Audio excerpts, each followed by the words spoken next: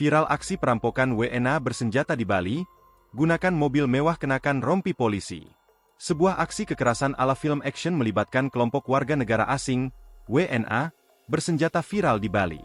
Kejadian ini disinyalir bermotif pemerasan terhadap sesama WNA, di mana korban adalah seorang investor properti asal Ukraina berinisial I.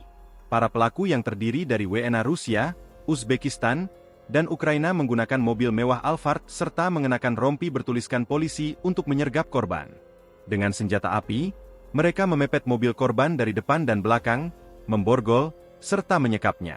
Korban dipaksa menyerahkan akun aset kripto senilai 214.424 US dollar sebelum akhirnya dibawa ke sebuah villa di Jimbaran, Kuta Selatan, dan kemudian dipindahkan ke Ubud, Gianyar.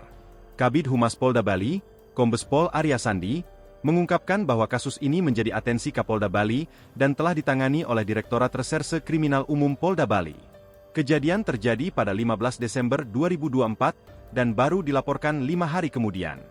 Hingga kini, 9 orang telah dilaporkan sebagai terlapor atas tindak pidana kekerasan dan pemerasan, dengan ancaman pasal 170 dan pasal 368 KUHP.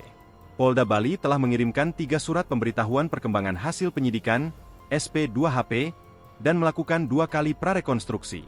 Selain itu, kasus ini juga dikoordinasikan dengan Divisi Hubungan Internasional Mabes Polri serta Konsulat Jenderal negara masing-masing pelaku.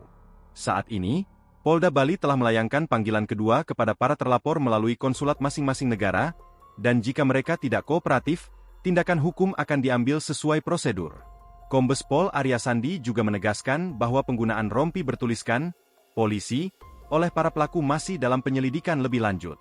Sementara itu, pihak kepolisian terus bekerja untuk mengusut tuntas kasus penculikan dan pemerasan yang menggemparkan Bali ini. Download Tribun X sekarang, menghadirkan lokal menjadi Indonesia.